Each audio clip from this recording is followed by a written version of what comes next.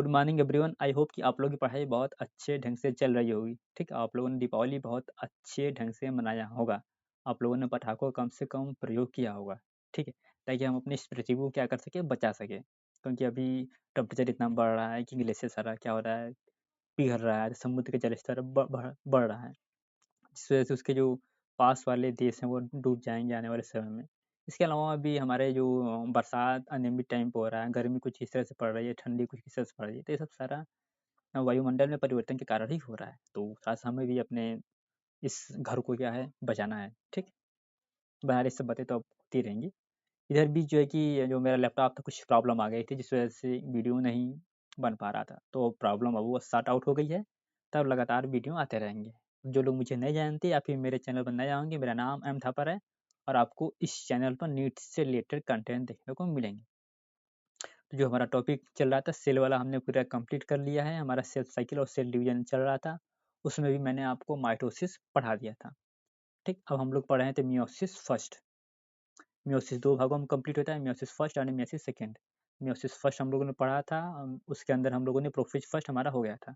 Prophase first को हम 5 भागों में बांटते हैं, वो सब पाँचों भाग हो गया था। तो आज हम लोग पढ़ेंगे मियोसिस फर्स्ट के अंदर आपका हो जाएगा। अगर वीडियो अच्छा लगे तो लाइक जरूर से कर दीजिएगा। ठीक, मेटाफेज फर्स्ट पढ़ेंगे आज। राइटिंग हम जरूर से कोशिश करते हैं अच्छा अच्छा लिखने की, तो आई होप थोड़ा सा राइटिंग मेरी सुधर रही है। ये इसी के बारे में हम लोग आज पढ़ेंगे। तो इसके पहले हम लोगों ने माइटोसिस का मेटाफेज पढ़ा हुआ है, तो प्लीज़ आप लोग जाइए वहाँ से पहले पढ़ कर आइए। पढ़ कर आएंगे तो कोई बात नहीं, लेकिन नहीं पढ़ कर आएंगे जाकर वहाँ से पढ़ के आइए, क्योंकि बहुत सारा टर्म हमने वहाँ पर बताया हुआ है, जिस वजह से यहाँ पर अब उस टर्म का केवल हम बता देंगे कि हाँ ये ऐसे होता है। तो इसका मतलब कि हम ये मान के चल रहे हैं कि आप लोग पहले से पढ़कर आए हुए हैं। ठीक है, तो चलिए स्टार्ट करते हैं। जैसे पहले हम लोगों ने माइटोसिस का मेटाफिज़िक्स पढ़ा था कि जो न्यूक्लियर मेम्ब्रेन होता है कंप्लीटली खत्म हो जाता है। तो यहाँ पर भी यही होता है, न्यूक्लियर मेम्ब्रेन कंप्लीटली खत्म हो जाता है। और उसका ब्रेकडाउन कहाँ पर होता है, प्रोफेज में होता है। प्रोफेज फर्स्ट के डाइकाइनेसिस में क्या होता है, ब्रेकडाउन न्यूक्लियर मेम्ब्रेन का स्टार्ट हो जाता है।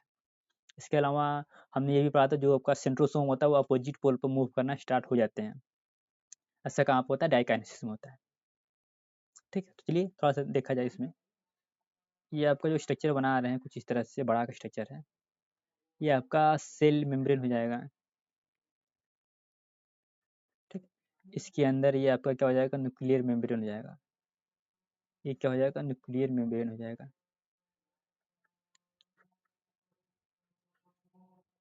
ठीक है, ये जाएगा।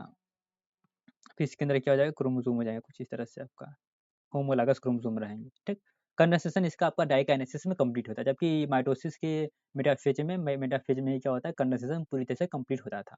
लेकिन यहाँ पे क्या होता है, डाइकाइनेसिस में क्या होता है, कंप्लीट होता है। ये कुछ इस तरह से होता है।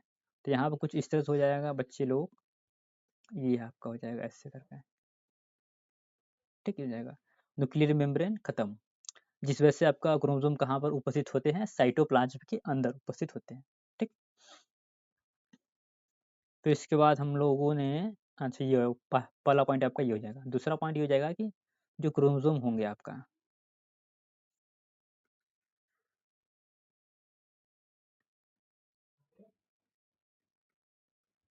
ठीक ये हो जाएगा,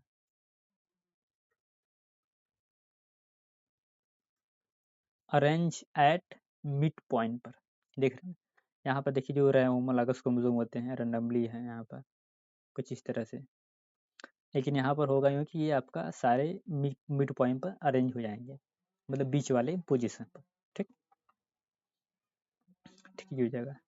इसके अलावा यहाँ पर क्या होता है, जो आपका स्पाइंडल में जो सेंट्रोसोम होता है ना, इससे क्या निकलता है, स्पाइंडल फाइबर निकलता है, जो जाकर काइनेटिक कोर से जुड़ जाता है। इस तरह से हम बना दे रहे हैं। काइनेटिक कोर हमारा एक प्रकार का प्रोटीन होता है, जहाँ पर आपका स्पाइंडल फाइबर आकर जुड़ता है।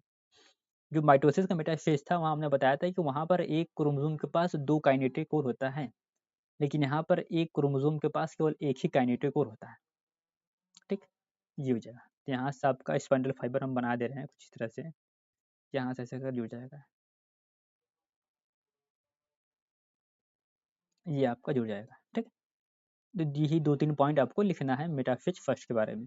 पहला पॉइंट आप लोग अगर नोट्स बना रहे होंगे तो लिख लीजिएगा। न्यूक्लियर मेम्ब्रेन, एमईएम का मतलब हो जाएगा मेम्ब्रेन डिसअपियर हो जाएगा।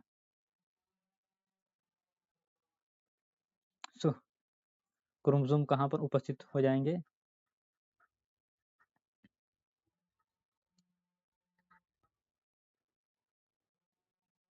Found in cytoplasm.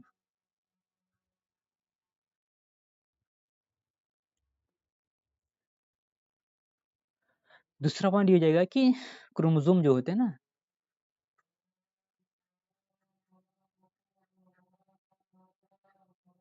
Chromosome are arrange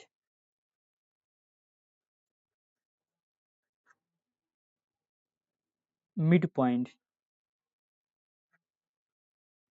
ठीक है, ये हो जाएगा। मतलब क्रोमोसोम मिड पॉइंट पे क्या हो जाएंगे? आ जाएंगे, बीच में आ जाएंगे। ये हो जाएगा। तीसरा पॉइंट आप लोग लिख लीजिएगा, नोट्स बना रहे हैं तो लिख लीजिएगा कि स्पाइंडल फाइबर होता है ना,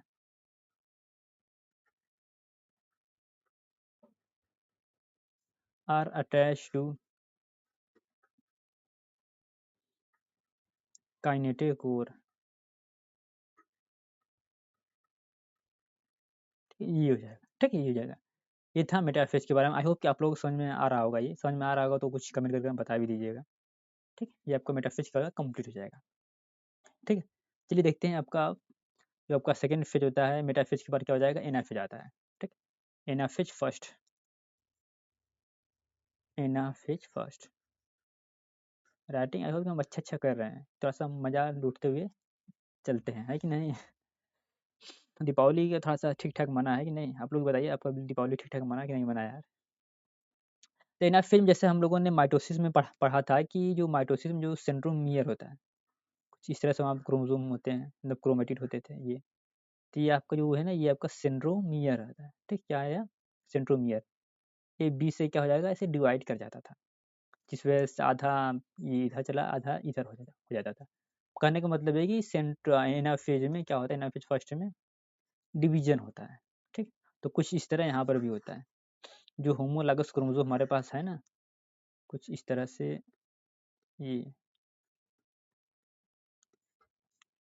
ये आपका बना दे रहे हैं हम चित्र, कुछ इस तरह से, ऐसे कर कर, ऐसे कर कर, ऐसे कर कर। कैंडिडेट को हम नहीं बना रहे हैं, इसका मतलब हम सपोज कर ले रहे हैं कि वहाँ पर उपस्थित है। पेन दूसरा ले रहे हैं ताकि आप लोगों को समझ में आ जाए। ये हो जाएगा। तो यहाँ पे क्या हो जाएगा? ये 20 से क्या हो जाएगा? ऐसे करके डिवाइड कर जाएगा, ये ऐसे करके। जिससे हमें क्या प्राप्त हो जाएगा? कुछ इस तरह से प्राप्त हो जाएगा ना। एक मिनट, ये आपका हो जाएगा कुछ इस तरह से, ये हो जाएगा। ठीक है, ये हो जाएगा। मतलब अगर हम यहाँ पर मान लेते हैं, यहाँ पर अगर 23 जोड़ा है, मतलब 23 ऊपर है और 23 क्या है? नीचे। ओवरऑल कितना है? 46 गुणसूत्र है। जब हम 20 से डिवाइड करेंगे तो ऊपर हमारे पास कितना हो जाएगा? 23 हो जाएगा, नीचे कितना हो जाएगा? 23 हो जाएगा। ठीक, मतलब यहाँ पे क्या हो जाएगा? क्रोमोसोम संख्या क्या हो गई? आधी हो गई। तो मियोसिस में हमने यही पढ़ा था कि जो मियोसिस में एक सेल से 4 सेल बनता है और इन चारों के पास मियोसिस संख्या क्या होती है? आधी होती है। ठीक, तो यहाँ पर क्रोमोसोम संख्या क्या हो जाएगी? आधी हो गई है। अब जब मियोसिस सेकंड होगा तो वहाँ पर क्या होगा? माइटोसिस डिवीजन होगा, ताकि 23 का 23 हमें नेक्स्ट वाले जनरेशन में प्राप्त हो। तो इस तरह से हमें एक सेल से 4 सेल प्राप्त हो जाएंगे और उनके पास क्रोमोसोम संख्या क्या हो जाएगी? आधी हो जाएगी पेरेंट्स की तुलना में। जिस वजह से वो दूसरे वाले सेल से फ्यूज करेगा, तो 23 इसका 23 उसका, ओवरऑल कितना हो जाएगा? 46। तो पेरेंट्स के समान हमारा क्रोमोसोम हो जाएगा, जो नया ऑर्गेनिज्म इस पृथ्वी पर आएगा। ठीक, ये हो जाएगा, ये हो जाएगा। इसके अलावा कभी-कभी हमें देखने को मिलता है कि ऐसे कुछ बच्चे पैदा होते हैं जिनके पास 46 के अलावा भी क्रोमोसोम होते हैं, जैसे 45 होता है किसी-किसी में 47 भी हो सकता है, किसी-किसी में और अधिक हो जाएगा। तो जो क्रोमोसोम की संख्या में जो वेरिएशन आती है, ठीक है, वह इसी ग्रुप मतलब इसी फेज में होता है, एनएफ फेज में। ठीक, मतलब अगर क्रोमोसोम अगर किसी ऑर्गेनिज्म में 46 की अगर अगर 47 है तो वह एनएफ फेज में वहाँ पर प्रॉब्लम हुई होगी। मतलब वहाँ पर क्रोमोसोम का सेपरेशन अच्छे से नहीं हुआ होगा। जैसे हम आपको बता रहे हैं, ये तो मान लीजिए एक कंडीशन हो गया। ठीक, अब दूसरा कंडीशन हम देख लेते हैं। ये तो हमारा नॉर्मल स्थिति हो गया। अब नॉर्मल स्थिति में हम मान लेते हैं जो आपका क्रोमोसोम है ना, ये वाला क्रोमोसोम डिवाइड नहीं हुआ 20 से। ठीक, ये सारा का सारा चला गया ऊपर, ये ऐसे हो गया, ठीक, ये आपका हो जाएगा, ठीक, ये हो जाएगा। क्रोमोसोम यहाँ पर एक आना चाहिए था, लेकिन चला गया किसके साथ? इस वाले के साथ। इसका मतलब यहाँ पर 23 नहीं होगा, यहाँ पे कितना होगा? 22 होगा। यहाँ पर 23 था ऑलरेडी, इसका एक क्रोमोसोम ले लिया, कितना हो जाएगा? 24 हो जाएगा। ये हो जाएगा, ये हो जाएगा 22, ये हो जाएगा 24, ठीक। अब ये जो 24 वाला है, अगर ये किसी और के साथ फ्यूज करेगा, जैसे अगर हम इसको फीमेल मान ले रहे हैं, जब मेल के साथ फ्यूज करेगा तो उसके पास कितना हो जाएंगे? 23, तो वाला कितने हो जाएंगे? 47, ठीक, ये हो जाएगा। अगर ये वाला सेल्फ यूज करता है तो, अगर ये वाला सेल्फ यूज करेगा तो कितना हो जाएगा? 22 है प्लस 23 कितना हो जाएगा? 45, ये हो जाएगा, ठीक।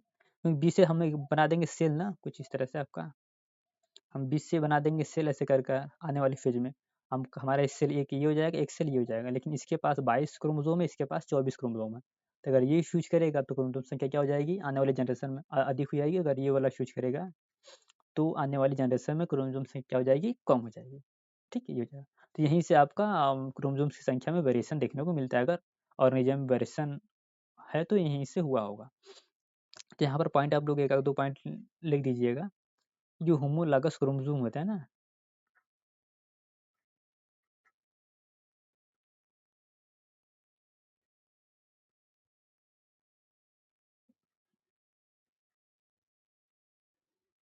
सेपरेटेड हो जाएंगे, ठीक। पहला पॉइंट ये हो जाएगा कि होमोलॉगस जो क्रोमोसोम है, ये आपका कुछ जो भाई भाई वाले क्रोमोसोम है, ये वाले, ये आपका हो जाएगा, ये क्या हो जाएंगे? इससे अलग अलग हो जाएंगे, दैट्स इट। और दूसरा पॉइंट आपका हो जाएगा, इफ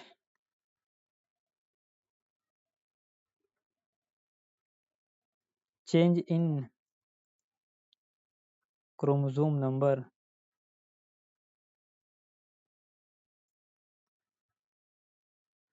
found in organism में, नॉर्मल की तुलना में बात कर रहे हैं, it is happen in this phase, in this phase, वो इसी फेज में होता है, ठीक, ये हो जाएगा। इसके अलावा जो क्रोमोसोम होते हैं वो मूव करना स्टार्ट कर जाते हैं।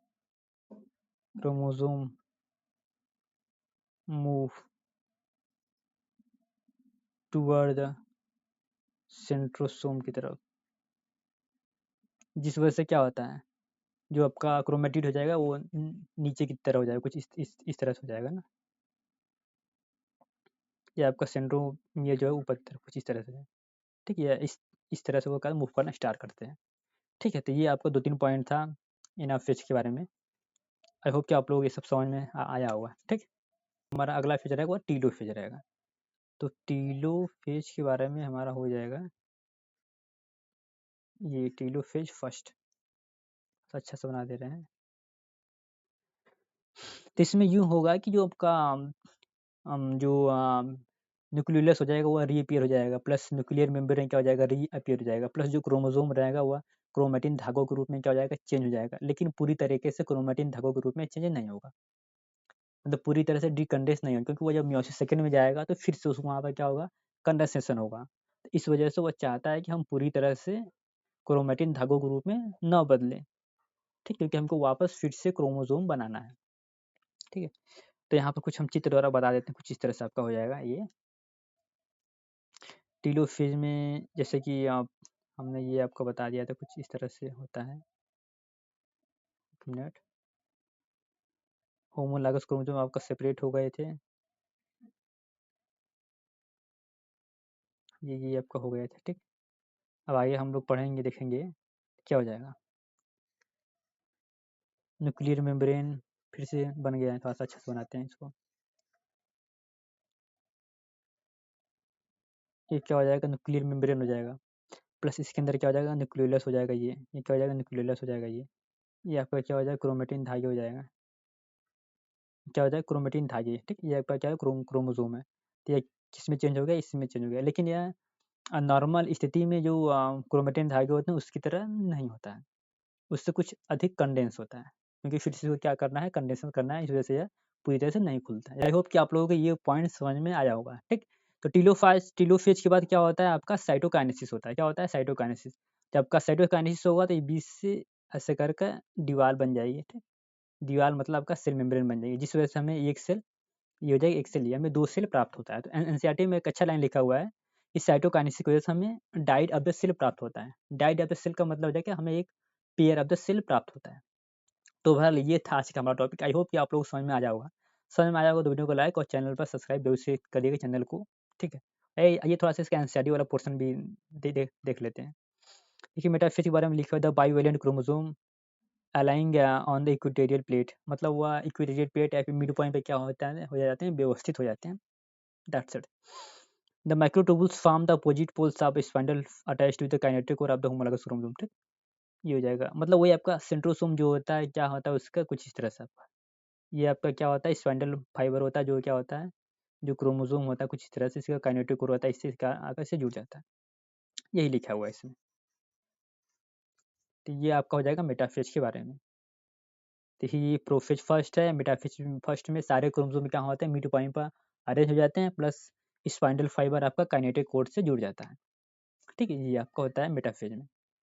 एनाफेज में देखिए द होमोलॉगस क्रोमोसोम सेपरेटेड, जो आपका होमोलॉगस क्रोमोसोम कुछ इस तरह से आपका है ना, ये क्या हो जाता है, बीच से क्या हो जाते हैं, अलग अलग हो जाते हैं। While sister chromatid remain associated eight there centromere, ठीक? ये दूसरे से अलग अलग हो गए, एक दूसरे से। तो ये और ये क्या हो गए, सिस्टर क्रोमेटिड होते हैं, इसको ये दे दीजिए नाम।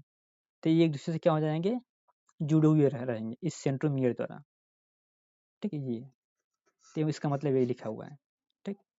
चलिए देखते हैं टीलोफेज में क्या लिखा हुआ है। सारा पोर्शन हमने पढ़ा दिया, बस थोड़ा सा एनसीईआरटी देख लेंगे तो हमें पता चल जाएगा किताब कैसे पढ़ते हैं।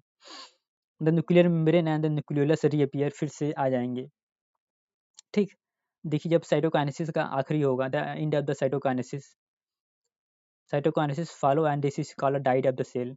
साइटोकाइनेसिस के बाद हमें क्रोमोसोम का एक पेयर प्राप्त होता है, जिसे क्या कहते हैं, डाइड ऑफ सेल। डाइड का मतलब पेयर हो गया, ठीक हो जाएगा। इसके अलावा देखिए लिखा गया है कि जो आपका क्रोमोसोम होता है वह कहाँ चला जाता है, वह डीकंडेंसेशन इसका स्टार्ट हो जाता है।